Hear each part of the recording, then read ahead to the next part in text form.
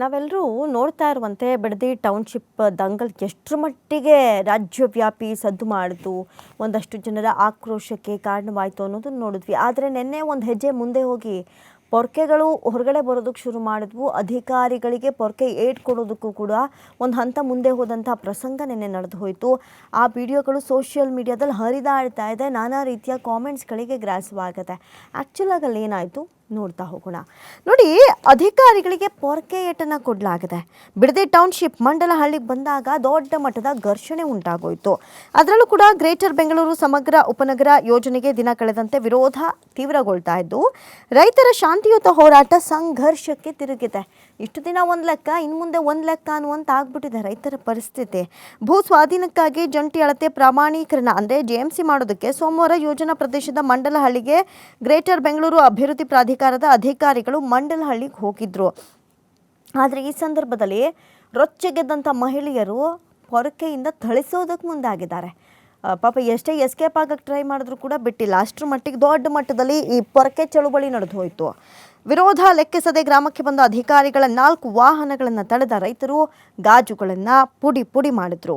ಈ ವೇಳೆ ಉಂಟಾದ ಘರ್ಷಣೆಯಲ್ಲಿ ರಾಮನಗರ DYSP BN ಶ್ರೀನಿವಾಸ್, ರಾಮನಗರ ಗ್ರಾಮಾಂತರ ಠಾಣೆ ಇನ್ಸ್ಪೆಕ್ಟರ್ ಮುರಳಿ, ಕಾನ್ಸ್ಟೇಬಲ್ಗಳಿಗೆ ಗಾಯ ಆಗಿದೆ. ತಳ್ಳಾಟದಲ್ಲಿ ರೈತರೊಬ್ಬರೂ ಕೂಡ ಗಾಯಗೊಂಡು ಅಸ್ವಸ್ಥರಾದ ಘಟನೆ ನಡೆಯಿತು.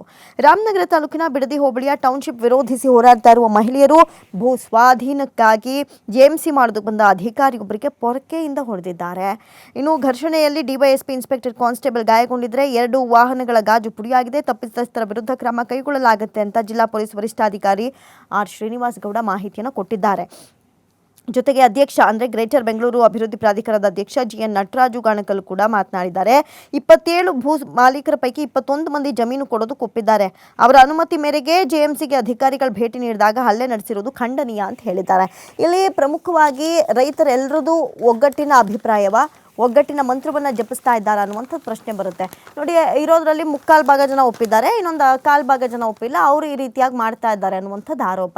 ಆದರೆ ಈ ಪ್ರೊಟೆಸ್ಟ್ ಮಾಡುವಂಥ ಸಂದರ್ಭದಲ್ಲಿ ನಮ್ಮೆಲ್ಲರದ್ದು ಒಂದೇ ಅಭಿಪ್ರಾಯ ಅಂತ ಒಂದಷ್ಟು ಜನ ಹೇಳ್ತಾರೆ. ಹಾಗಾಗಿ ಎಲ್ಲ ಒಂದು ಕಡೆ ಒಗ್ಗಟ್ಟಿಲ್ವಾ, ಆ ಒಗ್ಗಟ್ಟಿಲ್ದಿರದೆ ಇದಕ್ಕೆಲ್ಲ ಕಾರಣನ ಅನ್ನುವಂಥ ಪ್ರಶ್ನೆ ಕೂಡ ಎದುರಾಗುತ್ತೆ. ನೋಡಿ, ಗಾಯಾಳು ಪೊಲೀಸರು ಹಾಗೂ ರೈತರನ್ನ ಸಮೀಪದ ಆಸ್ಪತ್ರೆಗೆ ಸೇರಿಸಿ ಚಿಕಿತ್ಸೆಯನ್ನು ಕೊಡಿಸಲಾಗ್ತಾ ಇದೆ. ಇದರಲ್ಲಿ ಪೊಲೀಸರಿಗೂ ಗಾಯಗಳಾಗಿದೆ. ಒಬ್ಬ ರೈತರು ಭಾರಿ ಅಸ್ವಸ್ಥರಾದಂಥ ಪ್ರಸಂಗ ಕೂಡ ನಡೆಯಿತು. ಜೊತೆಗೆ ಘಟನೆಗೆ ಸಂಬಂಧಿಸಿದಂತೆ ರೈತರ ವಿರೋಧ ಬಿಡದಿ ಪೊಲೀಸ್ ಠಾಣೆಯಲ್ಲಿ 2 ಪ್ರತ್ಯೇಕ ಪ್ರಕರಣಗಳೀಗ ದಾಖಲಾಗಿದೆ. FIR ಕೂಡ ಆಗಿದೆ ಅಂತ ಕೇಳ್ಪಟ್ವಿ. ಇನ್ನು ನಡೆದಿದ್ದೇನು ಅಂತ ಎಕ್ಸಾಕ್ಟ್ ಆಗಿ ನೋಡೋದಾದ್ರೆ, ಈ ಭೂ ಸ್ವಾಧೀನ ಪ್ರಕ್ರಿಯೆ ಭಾಗವಾಗಿ ಅಧಿಕಾರಿಗಳ ತಂಡವು JMC ಮಾಡೋದಕ್ಕೆ ಮಧ್ಯಾಹ್ನ ಗ್ರಾಮಕ್ಕೆ ಬರುತ್ತೆ ಎನ್ನುವಂಥ ಮಾಹಿತಿ ಇತ್ತು ಮಹಿಳೆಯರಿಗೆ. ಹಾಗಾಗಿ ಮಹಿಳೆಯರೇ ಹೆಚ್ಚಿನ ಸಂಖ್ಯೆಯಲ್ಲಿದ್ದಂಥ ರೈತರು ಪೊರಕೆ ಹಿಡಿದು ರಸ್ತೆಗೆ ಅಡ್ಡಲಾಗಿ ನಿಂತರು. ಪೊಲೀಸರೊಂದಿಗೆ ಸ್ಥಳಕ್ಕೆ ಬಂದ ಅಧಿಕಾರಿಗಳ 4 ವಾಹನಗಳನ್ನು ತಡೆದು ಟೌನ್ಶಿಪ್ ವಿರುದ್ಧ ಘೋಷಣೆಯನ್ನು ಕೂಗತೊಡಗಿದ್ರು. ಯಾವುದೇ ಕಾರಣಕ್ಕೂ JMC ಮಾಡೋದಕ್ಕೆ ಬಿಡಲ್ಲ ಅಂತ ಪಟ್ಟು ಹಿಡಿದ್ರು. ಬಹುಶಃ ಯಾಕೋ ಇದು ಮತ್ತೊಂದು ಲೆವೆಲ್ಗೆ ಹೋಗುತ್ತೆ ಅಥವಾ ಮತ್ತೊಂದು ಮಜಲನ್ನು ಸ್ವರೂಪವನ್ನು ಪಡೆದುಕೊಳ್ಳುತ್ತೆ ಅಂದಾಗ ಹಿಂತಿರುಗಿ ಬಂದಿದ್ದರೆ ಇಷ್ಟು ದೊಡ್ಡ ಮಟ್ಟದ ರಾದ್ಧಾಂತ ಆಗ್ತಾ ಇರಲಿಲ್ವೇನೋ. ಆದರೆ ಕೊಟ್ಟಿರುವಂಥ ಟಾರ್ಗೆಟ್ಗಳನ್ನು ಅಥವಾ ಹೇಳಿರುವಂಥ ಕೆಲಸಗಳನ್ನು ಅಧಿಕಾರಿಗಳು ಕೂಡ ಮಾಡಲೇಬೇಕಾಗಿರುತ್ತೆ, ಅನಿವಾರ್ಯ. ಹಾಗಾಗಿ ಅಧಿಕಾರಿಗಳು ಮುನ್ನುಗ್ಗಿದ್ದಾರೆ. ಅದರಿಂದ ರೊಚ್ಚಿಗೆದಂಥ ರೈತರು ಈ ಡಿಸಿಷನ್ ತೆಗೆದುಕೊಂಡಿದ್ದಾರೆ. ಪೊಲೀಸರು ಮನವೊಲಿಸೋದಕ್ಕೆ ಮುಂದಾದರೂ ರೈತರು ಪಟ್ಟು ಸಡಿಸಲಿಲ್ಲ. ಪೊಲೀಸರೆಲ್ಲ ಅವಾಯ್ಡ್ ಮಾಡೋದಕ್ಕೆ ಟ್ರೈ ಮಾಡಿದ್ರು ಕೂಡ ಅಲ್ಲಿದ್ದಂಥ ಮಹಿಳೆಯರು ಕಾಂಪ್ರಮೈಸ್ಗೂ ರೆಡಿ ಇರಲಿಲ್ಲ. ಇನ್ನು ಅಧಿಕಾರಿಗಳು ಹಾಗೂ ಪೊಲೀಸರ ನಡುವೆ ವಾಗ್ವಾದ ವಿಕೋಪಕ್ಕೆ ತಿರುಗಿತು. ಆಗ ಕೆಲ ಅಧಿಕಾರಿಗಳು ವಾಹನದಿಂದ ಇಳಿದು ಜಮೀನಿನತ್ತ ಹೊರಟರು. ಇದರಿಂದ ರೊಚ್ಚಿಗೆದ್ದ ರೈತ ಮಹಿಳೆಯರು ಅಧಿಕಾರಿಗಳನ್ನು ಸುತ್ತುವರೆದು ಪೊರಕೆಯಿಂದ ಓಡಿದ್ರು. ಉಳಿದವರು ಅಧಿಕಾರಿಗಳ ವಾಹನಗಳ ಗಾಜು ಪುಡಿ ಮಾಡಿ JMC ಪರಿಕರ ಕಿತ್ತು ನೆಲಕ್ಕೆಸೆದ್ರು. ಏನೆಲ್ಲ ಎಕ್ವಿಪ್ಮೆಂಟ್ಸ್ಗಳು ತಂದಿರ್ತಾರೋ ಅದನ್ನ ಕಿತ್ತು ಬಿಸಾಕಿದ್ರು. ಅಷ್ಟರ ಮಟ್ಟಿಗೆ ರೊಚ್ಚಿಗೆದ್ದಿದ್ರು. ಈಗಾಗಲೇ ಒಂದಷ್ಟು ಜನ ಬಹಳಷ್ಟು ಭಯಭೀತರಾಗ್ಬಿಟ್ಟಿದ್ದಾರೆ.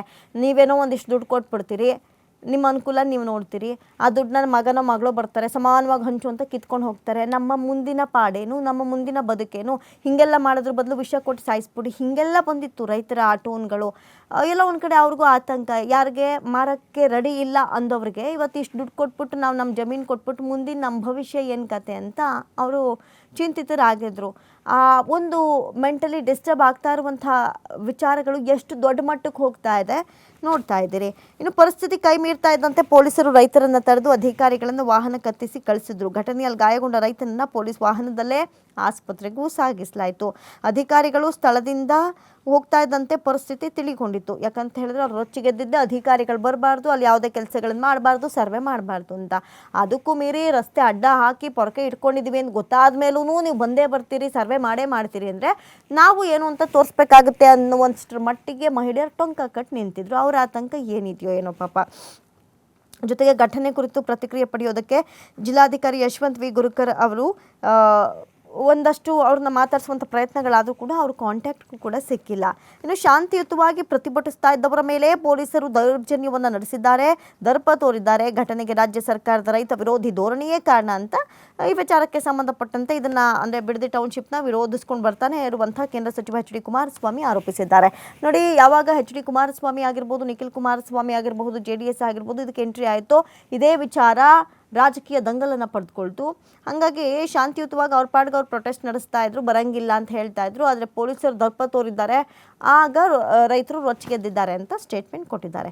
ಈ ಕುರಿತು ವಿಡಿಯೋ ಹರಿಬಿಟ್ಟಿರುವ ಅವರು, ಪೊಲೀಸರಿಗೆ ನಾನು ಎಚ್ಚರಿಕೆ ಕೊಡ್ತಾ ಇದ್ದೀನಿ, ಶಾಂತಿಯುತವಾಗಿ ನಡೀತಾ ಇರುವ ಹೋರಾಟಕ್ಕೆ ಸರ್ಕಾರ ನಿಮ್ಮನ್ನು ಬಳಸ್ಕೊಳ್ತಾ ಇದೆ. ಸರ್ಕಾರದ ದರ್ಪಕ್ಕೆ ಹೆದರಿ ರೈತ ವಿರೋಧಿ ನೀತಿಯನ್ನು ಅನುಸರಿಸಬೇಡಿ. ಹಾಗೇನಾದರೂ ಮಾಡಿದ್ರೆ ಸರ್ಕಾರದ ಕೆಟ್ಟ ನಡವಳಿಕೆಯ ಪಾಲನ್ನು ಮುಂದೆ ನೀವು ಹಂಚಿಕೊಳ್ಳೋ ದಿನ ಬರುತ್ತೆ ಅಂತ ಪೊಲೀಸರಿಗೆ ಎಚ್ಚರಿಕೆಯನ್ನು ನೀಡುವಂಥ ಕೆಲಸಗಳನ್ನು ಮಾಡಿದ್ರು. ಭೂಮಿ ಕಳೆದುಕೊಳ್ಳುವ ಭೀತಿಯಲ್ಲಿರುವ ರೈತರು ಸುಮಾರು 500 ದಿನಗಳಿಂದ ಶಾಂತಿಯುತವಾಗಿ ಹೋರಾಡ್ತಾ ಇರುವಾಗ ಅಧಿಕಾರಿಗಳು ಏಕಾಏಕಿ JMCಗೆ ಬಂದಿರೋದು ಸರಿಯಲ್ಲ. ಇದಕ್ಕೆ ಸರ್ಕಾರದ ಚಿತಾವಣೆಯ ಕಾರಣ. ರೈತರು ಕೆಟ್ಟ ಘಟನೆಗಳಿಗೆ ಅವಕಾಶ ಕೊಡದೆ ಶಾಂತಿಯುತವಾಗಿ ಅವ್ರ ಪಾಡಿಗೆ ಅವರು ಹೋರಾಟವನ್ನು ಮುಂದುವರಿಸ್ತಾ ಇದ್ದಾರೆ, ಮುಂದುವರಿಸಿ ಅಂತ ಕೂಡ ಸೂಚನೆ ಕೊಟ್ಟರು. ನಿಮ್ಮ ಪರವಾಗಿ ಕಾನೂನು ಹೋರಾಟ ಮಾಡೋದಕ್ಕೆ ಅನೇಕರಿದ್ದೇವೆ ಅಂತ ರೈತರ ಪರವಾಗಿ ಧ್ವನಿ ಎತ್ತುವಂಥ ಕೆಲಸಗಳನ್ನು ಮಾಡಿದ್ರು. ಇಲ್ಲಿ ಇದನ್ನು ರೈತ ವಿರೋಧಿ ಚಟುವಟಿಕೆಗಳು ಅಂತ ಕೂಡ ಹೇಳಲಾಗ್ತಾ ಇದೆ. ಜೊತೆಗೆ ರೈತರಿಗೆ ಇಷ್ಟ ಇಲ್ಲ ಅಂದಮೇಲೆ ಬಲವಂತದ ಹೇರಿಕೆ ಯಾಕೆ ಬೇಕು ಅನ್ನುವಂಥ ಪ್ರಶ್ನೆಗಳೆದ್ದಿದೆ. ಜೊತೆಗೆ ಇದು ಒಂದು ಸಣ್ಣ ಎಕ್ಸಾಂಪಲ್, ಇದಕ್ಕೂ ಮೀರಿ ಮುಂದೆ ಬಂದರೆ ದೊಡ್ಡ ಹಬ್ಬಗಳೇ ಇದೆ ಅನ್ನುವಷ್ಟರ ಮಟ್ಟಿಗೆ ರೈತರು ಎಚ್ಚರಿಕೆಗಳನ್ನು ಕೊಡ್ತಾ ಇದ್ದಾರೆ. ಇವೆಲ್ಲವನ್ನು ದಾಟಿ ನಿಜಕ್ಕೂ ಏನು ಮಾಡಬಹುದು? CM ಮಾಡ್ತಾರಾ? ಹಿಟ್ಟೆಜ್ಜೆ ಹಿಂದೆ ಇಡುವಂಥ ಕೆಲಸಗಳನ್ನು ಮಾಡಲ್ವಾ? ಈಗ ಇದನ್ನೇನಾದ್ರು ಮಾಡಿದ್ರೆ ರೈತ ವಿರೋಧಿ ಸರ್ಕಾರ ಅನ್ನುವಂಥ ಒಂದು ಕೆಟ್ಟ ಮಾತಿಗೂ ಕೂಡ ಅವಕಾಶ ಸಿಕ್ಬಿಡಬಹುದು. ಇದನ್ನು ಹೇಗೆ ನಿಭಾಯಿಸ್ಕೊಳ್ತಾರೆ? ಕೈ ಬಿಡ್ತಾರಾ ಅಥವಾ ಮುಂದುವರಿಸ್ತಾರಾ? ಇನ್ನಷ್ಟೇ ಕಾದು ನೋಡಬೇಕು. ಆದರೆ ಇದಂತೂ ಮತ್ತೊಂದು ಮಜಲನ್ನು ಪಡ್ಕೊಳ್ತಾ ಇದೆ ಅನ್ನೋದು ಸತ್ಯ. ಯಾಕಂತ ಹೇಳಿದ್ರೆ ನಿನ್ನೆ ಇಷ್ಟು ದಿನ ಶಾಂತಿಯುತವಾಗಿ ಇದ್ದಂಥ ರೈತರು ದೊಡ್ಡ ಮಟ್ಟದ ಹೋರಾಟಕ್ಕೆ ಇಳಿತಾ ಇರೋದನ್ನೆಲ್ಲ ನೋಡಿದ್ರೆ ಮುಂದೆ ಏನಾಗುತ್ತೋ ಅನ್ನುವಂಥ ಭಯ ಅಂತೂ ಕಾಡ್ತಾ ಇದೆ.